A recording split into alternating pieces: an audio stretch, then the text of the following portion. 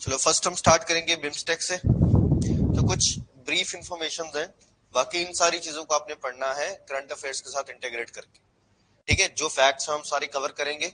अब जैसे इसकी समिट हो रही है, मान लो बिम्स्टेक की समिट हो रही है, तो वो कहाँ पे हुई, उस पे क्या की डिसीजंस लिए गए, नेक्स्ट कहाँ पे होगी, बस ये कुछ फैक्ट्स का आपको ध्यान रखना है करंट में। ठीक है, बाकी जो आएगा वो हम साथ साथ में डिस्कस करेंगे।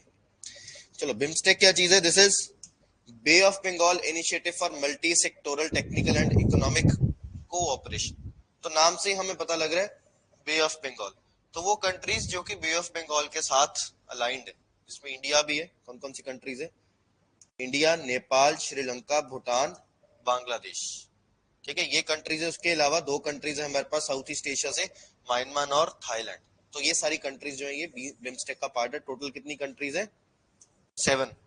7 मेंबर स्टेट्स। अब इसमें डायरेक्ट क्वेश्चन आते हैं। क्वेश्चन आ जाएगा which of the following is not the member of BIMSTEC. बताओ, या आपको 4-5 ऑप्शन दे दिए जाएंगे, उसमें से आपको चूज करना है कौन सा बिम्स्टेक का पार्ट है, कौन सा नहीं है। So it not only connect the South and South East Asia but also ecologies the great Himalayas and bay of Bengal. अब इंडिया में भी हिमालयाज हैं, भूटान में भी हिमालयाज हैं, नेपाल में भी भूटान हिमालयाज हैं। तो बेसिकली सिर्फ बे ऑफ बंगाल को नहीं जोड़ रहा है, पूरा हम कहेंगे साउथ एशिया को कनेक्ट कर रहा है ये जो ग्रुप है। ठीक है, ये जितनी भी कंट्रीज यहाँ पे लिखी हैं, इनमें से सबसे जो मेजर कंट्री है वो इंडिया है। सारी कंट्रीज एक्चुअली इंडिया को ही फॉलो कर रही हैं, इंडिया के साथ कनेक्टेड है। It mainly aims to create an enabling environment for rapid economic development, accelerate social progress, provide collaboration on matters of common interest in the region. ये ज्यादातर economic group है, ये इकोनॉमिक काम होता है यहाँ पे, मतलब अग्रीमेंट्स को लेके, ट्रेड को लेके, एनर्जी को लेके। जैसे आप देखो time to time India Bangladesh में प्रोजेक्ट लगा रहा है, इंडिया भूटान में प्रोजेक्ट लगा रहा है, इंडिया नेपाल में प्रोजेक्ट लगा रहा है। तो ये सारी इकोनॉमिक कोऑपरेशन है जिसमें इंफ्रास्ट्रक्चर डेवलपमेंट होती है इंडिया के आसपास की कंट्रीज में। ओरिजिन कैसे उसका? 1997 में ओरिजिन हुआ थ्रू बैंकॉक डिक्लेरेशन। ये इंपॉर्टेंट फैक्ट है, याद रखना। बैंकॉक डिक्लेरेशन से बिम्स्टेक। बैंकॉक कहां पे? थाईलैंड में। Initially it was formed with 4 members with acronym BISTEC, Bangladesh, India, Sri Lanka, Thailand economic corporation. लेकिन again it was renamed as BIMSTEC in 1977 जब म्यांमार जो है इसका पार्ट बन गया, और बाद में 2004 में इसमें नेपाल और भूटान भी जुड़ गए। ठीक है, तो ये सिंपल ओरिजिन है, सिर्फ आप ये ईयर याद रखो 1997। ठीक है, ओरिजिनली इसमें म्यांमार नहीं था, म्यांमार, नेपाल, भूटान जो है वो बाद में जुड़े हैं। Next objectives: creating enabling environment for rapid economic development of sub-region, encouraging spirit of equality and partnership, promoting active collaboration, mutual assistance in the areas of common interest, and accelerating support to each other in the field of education में, science में and technology। ठीक है, easy easy चीजें, कुछ इसमें इधर उधर की बात नहीं है। हाँ जी, नेक्स्ट है प्रिंसिपल्स। किन किन प्रिंसिपल्स के ऊपर ये बिम्स्टेक जो है टिका हुआ है? प्रिंसिपल का मतलब क्या? आइडियल्स, क्या चीजें इनको फॉलो करनी। जैसे पहला है सॉवरेन इक्वालिटी। सॉवरेन इक्वालिटी में बहुत बड़ा टर्म है सॉवरेन इक्वालिटी। सॉवरेनिटी भी आ जाता है इसमें। इंटरनल एक्सटर्नल अफेयर्स में हम एक दूसरे के अफेयर्स में इंटरफेयर नहीं करेंगे। मान लो नेपाल का कोई इंटरनल मुद्दा है तो उसमें हमारे इंडिया को कोई लेना देना नहीं है जब तक नेपाल ना चाहे। अगर नेपाल चाहे तो हम इंटरवीन कर सकते हैं। जैसे भूटान है, हमने पढ़ा था ये डोकलाम इशू पढ़ा था चाइना के साथ, याद होगा आपको। क्या है डोकलाम इशू? क्या इशू क्या था? डोकलाम प्लेट्यू है।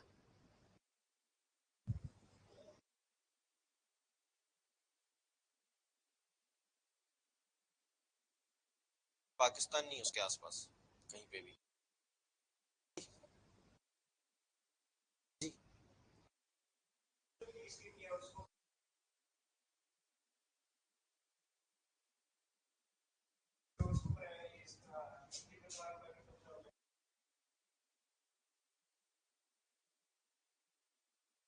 हाँ जी, आप बताओ पवलीन, डोकलाम इशू क्या है?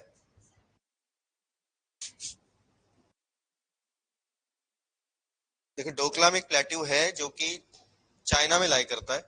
ठीक है, डोकलाम जगह है ट्राई जंक्शन पे, जहाँ पे इंडिया, भूटान और चाइना आके मिलता है। अब डोकलाम जो है भूटान बोल रहा है हमारा है, चाइना बोल रहा है हमारा है, लेकिन इंडिया बोल रहा है कि भूटान का है। अब ये भूटान का एक अपना सॉवरेनिटी का इशू है, लेकिन भूटान चाह रहा है कि इंडिया इंटरवीन करे, ठीक है, उसको सॉवरेनिटी बोलते हैं। Next, territorial integrity, again territories की जो इंटेग्रिटी है उसको मेंटेन करना, हम जबरदस्ती किसी भी की भी टेरिटरी को एक्वायर नहीं कर सकते। पॉलिटिकल इंडिपेंडेंस, पॉलिटिकल इंडिपेंडेंस का मतलब क्या है कि अब ये नहीं है कि मोदी जी चल जाएंगे श्रीलंका वहां पे कैंपेन करने अपने किसी दोस्त के लिए, या श्रीलंका का प्राइम मिनिस्टर इंडिया में आ जाएगा कि मोदी जी को वोट दो। ऐसे हुआ है पास्ट में। हाँ, तो मोदी जी भी तो गए थे। कल अभी हमने इसी के बारे में बात की थी कि अब की बार ट्रम्प सरकार, ठीक है, no interference in internal affairs, peaceful coexistence, mutual benefit and constitute an addition to and not to be substitute of bilateral regional multilateral cooperation involving the member states.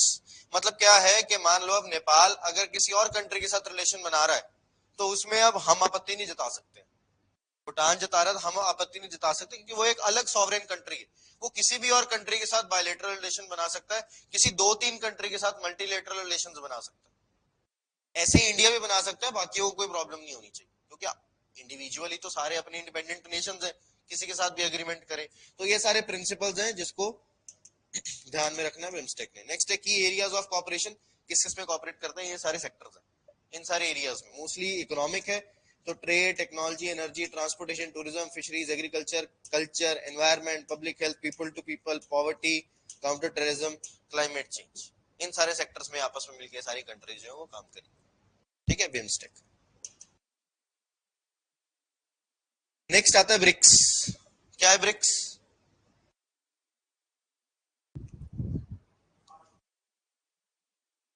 अब तो और भी ऐड हो गई है, पर चलो पांच कौन कौन सी है? और का कौन सी?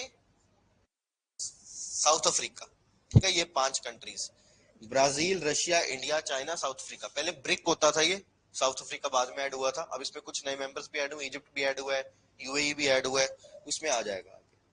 सो BRICS is acronym of the grouping of world's leading emerging economies. अब ये जो पांच कंट्रीज हैं ये सारी डेवलपिंग नेशंस हैं, ठीक है, जो बहुत फास्ट डेवलप हो रही है, जिसमें चलो रशिया तो ऑलरेडी डेवलप्ड है, लेकिन ये जो ग्रुप है अल्टीमेटली हम कहेंगे जो वेस्टर्न इकोनॉमीज हैं, जो नॉर्थ अमेरिका की या यूरोप की इकोनॉमीज हैं, उनको काउंटर करने के लिए हमने ग्रुप बनाया यहाँ पे। वो कंट्रीज जिनका बहुत ज्यादा शेयर है एट प्रेजेंट जीडीपी में, ग्लोबल जीडीपी में, जो ग्लोबल मनी की प्रोडक्शन हो रही है उसमें, ये पांच कंट्रीज है।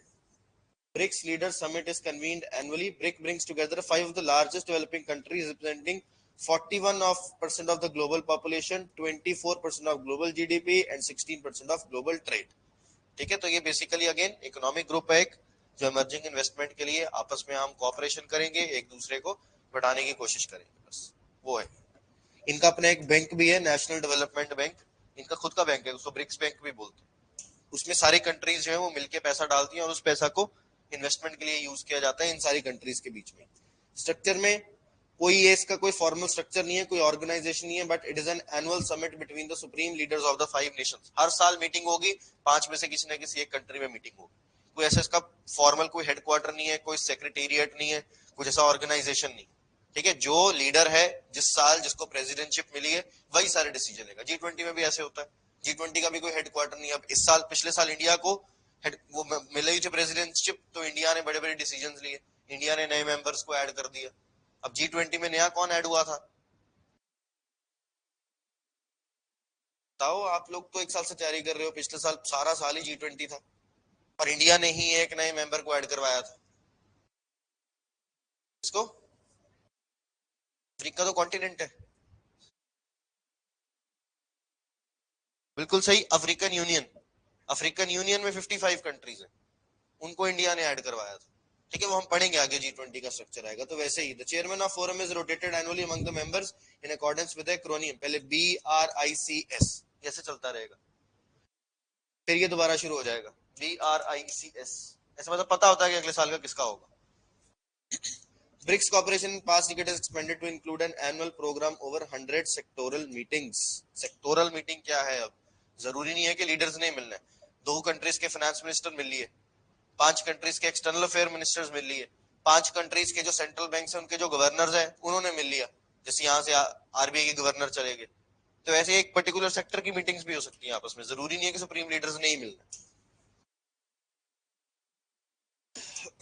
Origin: BRICS was formulated in 2001 by economics Jim O'Neill, a Goldman Sachs, in a report of growth prospect of economies of Brazil, Russia, India, China, which together represented a significant share of world's total production.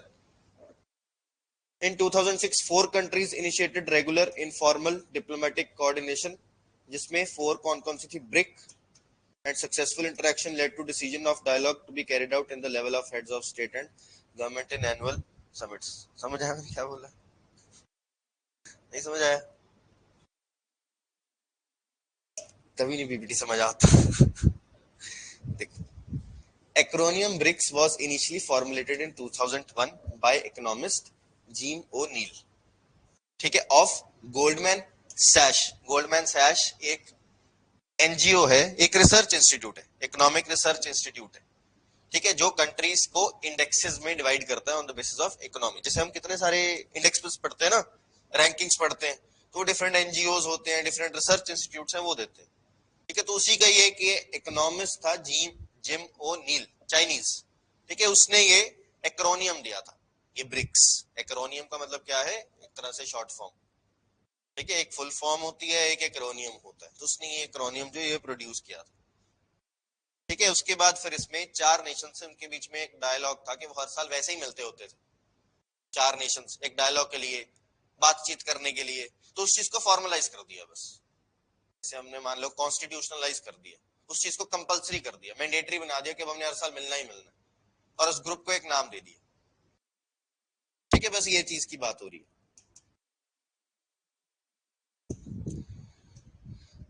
Objectives: to deepen, broaden, intensify cooperation within the grouping and among individual countries for more sustainable, equitable and mutually beneficial development. 5 countries में ने आपस में भी corporation करनी है, और जो individual countries है, जैसे इंडिया और ब्राजील के बीच में, या ब्राजील और साउथ अफ्रीका के बीच में, या इंडिया और रशिया के बीच में, इनके आपस में भी एग्रीमेंट्स होने चाहिए, ठीक है, जिससे डेवलपमेंट हो सके। डेवलपमेंट कैसी? Sustainable, equitable and mutually beneficial development. Sustainable development के बारे में पता ही होगा आपको, ठीक है। इक्विटेबल डेवलपमेंट का मतलब क्या है? कि इक्वली फायदा मिले सबको। अब ऐसा नहीं है कि इंडिया और ब्राजील में इंडिया को ही फायदा मिली जा रहा है, ब्राजील को एक्सप्लॉइट किया जा रहा है। ब्राजील कहाँ पे है? कौन से कॉन्टिनेंट में है ब्राजील जी? South America, very good. Russia कौन से कॉन्टिनेंट में? एशिया में कि यूरोप में? दोनों में। इंडिया तो पता होगा आपको, है ना, एशिया में। चाइना भी एशिया में है। और कौन सा बच गया? पांचों, Brazil, Russia, India, China, south Africa तो अफ्रीका में है, ठीक है। ब्राजील की ऑफिशियल लैंग्वेज कौन सी है?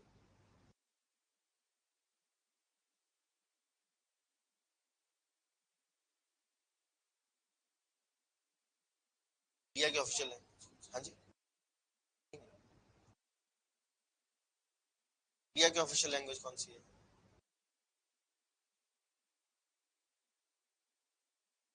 हाँ जी, इंग्लिश। इंडिया की ऑफिशियल लैंग्वेज? इंडिया की ऑफिशियल लैंग्वेज है ही नहीं कोई भी। इंडिया की नेशनल लैंग्वेज है हिंदी, ऑफिशियल लैंग्वेज कोई भी नहीं। ऑफिशियल लैंग्वेज स्टेट्स की है, ठीक है। रशिया की ऑफिशियल लैंग्वेज रशियन है। चाइना की official language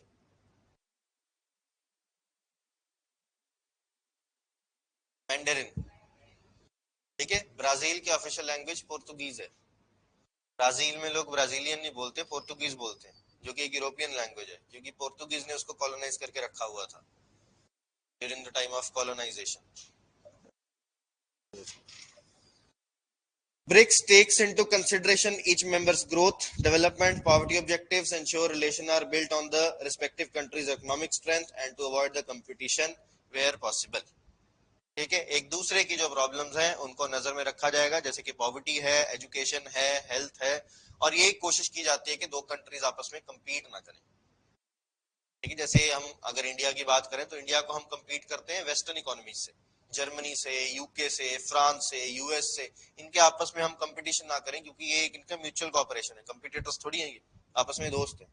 BRICS is emerging as a new and promising political diplomatic entity with diverse objectives far beyond the original objective for reforming the global financial institutions. तो ये कुछ major areas हैं जिनके बीच में इनका corporation है, जैसे इकोनॉमिक है, दूसरा पीपल टू पीपल एक्सचेंज, मतलब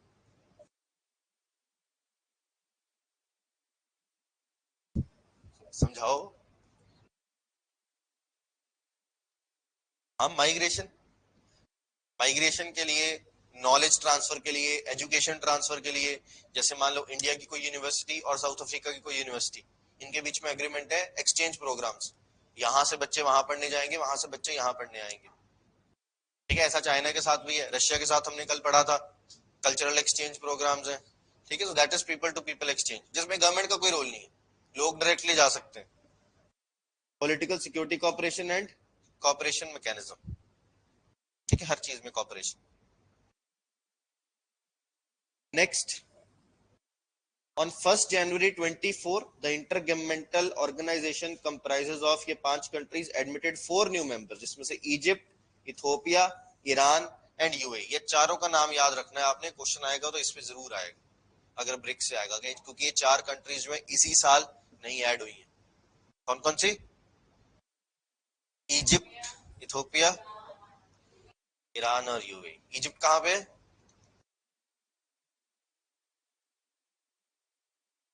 बिल्कुल सही, मेडिटेरेनियन सी के पास पड़ता है। कॉन्टिनेंट कौन सा है? अफ्रीका। और इथियोपिया कहाँ पे? ये भी अफ्रीका में है। और यूएई कॉन्टिनेंट, मिडिल ईस्ट तो कोई कॉन्टिनेंट है ही नहीं। हाँ ठीक है, मिडिल ईस्ट है, लेकिन मैं कॉन्टिनेंट पूछ रहा हूँ, कितने कॉन्टिनेंट्स हैं? कितने कॉन्टिनेंट्स हैं हमारी इस धरती पे? 7। कौन कौन से?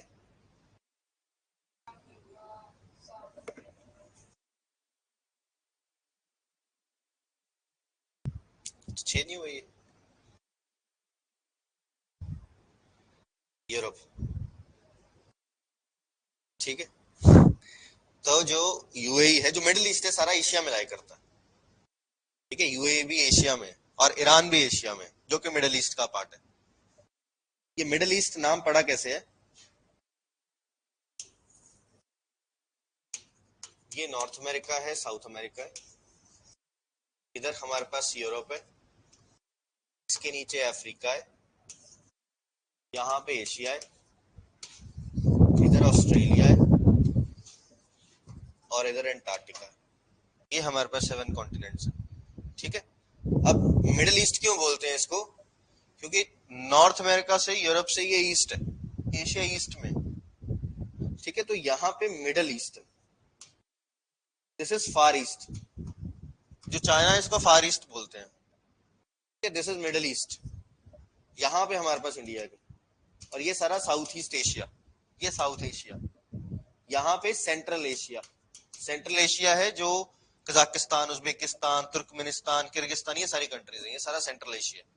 तो ये ऐसे वर्ल्ड के मैपिंग के थ्रू इन चीजों को बोला जाता है। और जो हमारा वर्ल्ड मैप एक्चुअली है, वर्ल्ड मैप बहुत ही अजीब सा है, वेग world map actually world map ऐसा नहीं है। अब वर्ल्ड मैप में आप देखो कंट्रीज कितनी इक्वल इक्वल दिखाई हुई है, एक्चुअल में अगर हम कंट्रीज का एरिया देखें तो कंट्रीज का एरिया बहुत ज्यादा डिफरेंशिएटेड है, बहुत अलग अलग है एक्चुअल में। अगर हम मेजर करें, जैसे वर्ल्ड मैप देखो, ग्रीनलैंड, ग्रीनलैंड बहुत बड़ा दिखाया हुआ है, इतना बड़ा नहीं है ग्रीनलैंड। कहाँ पे है ग्रीनलैंड? इधर है ग्रीनलैंड, यहाँ पे नॉर्थ अमेरिका में। ठीक है, नाम उसका ग्रीनलैंड है, लेकिन वहां पे आइस है, कंप्लीट आइस है। और एक कंट्री है यूरोप में, आइसलैंड, नाम उसका आइसलैंड है, लेकिन वहां पे ग्रीनरी है, वो पूरा ग्रीन है। चलो वापस आते हैं, ये जो आपके पास अपने एटलस है, थोड़ा उसका देखो, इसको देखा करो थोड़ा कंट्रीज को, कंट्रीज कहाँ कहाँ पे प्लेस्ड है ये सारी। नेक्स्ट आ गया SAARC, South Asian Association for Regional Cooperation. कितनी कंट्रीज है इसमें? 8 कंट्रीज है। कल बताया था ना, क्या एमबीबीएस क्या बोल रहे थे आप? एमबीबीएस पेन, बताओ फिर MBBS pen.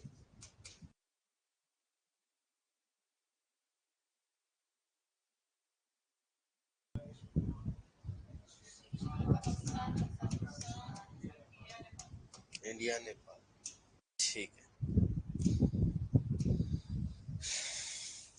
So it was formed in 8 December 1985. The idea is regional cooperation in South Asia. ये सारी कंट्री साउथ एशियन कंट्रीज हैं, तो इनके बीच में एक अग्रीमेंट हो। ये भी इकोनॉमिक ग्रुप है, इनके बीच में भी वही फ्री ट्रेड एग्रीमेंट्स है। After consultation, the foreign secretaries of 7 founding countries, Bangladesh, Bhutan, India, Maldives, Nepal, Pakistan, Sri Lanka, met for first time in Colombo in 1981 और बाद में अफगानिस्तान को न्यूएस्ट मेंबर बनाया गया 2005 में। और इसके हेडक्वार्टर्स कहाँ पे हैं? Kathmandu, Nepal. Principles same principles हैं, sovereign equality, territorial integrity, political independence, non interference in internal matters of states and mutual benefit. ये जितने ग्रुप्स हैं इनके एक जैसे ही हैं सारे। यही इंडिया चाइना का भी था वो पंचशील योजना, म्यूचुअल कोएग्जिस्टेंस। यही सारी चीजें एक दूसरे के एरियाज को रिस्पेक्ट करेंगे। Such cooperation shall not be a substitute for bilateral multilateral cooperation but shall complement them. क्या मतलब है इस लाइन का? अभी बताया मैंने थोड़ी देर पहले, बिम्स्टेक में भी आई थी सेम लाइन। अगर कोई कंट्री किसी और कंट्री के साथ रिलेशन बनाना चाहती है तो उसमें ये सार्क जो है वो कोई इंटरफेयर नहीं करेगी, ठीक है। आप किसी के साथ भी बायलैटरल, किसी के साथ भी मल्टीलेटरल, मल्टीलेटरल मतलब मोर देन वन कंट्रीज के साथ रिलेशन एक टाइम पे। Such cooperation shall not be inconsistent with bilateral multilateral obligations. Next, members of SAARC, ये सारे सार्क के मेंबर्स हैं और ये उसका मैप है। एरियाज ऑफ कॉपरेशन वही सेम एरियाज हैं। Human resource development and tourism. Human resource development का मतलब क्या है? थोड़ा बेसिक है। रिसोर्स क्या होता है? What is resource? जरूरत की चीज। कैसे डिफाइन करोगे? ये तो ठीक है, जरूरत की चीज बिल्कुल ठीक। अगर पेपर में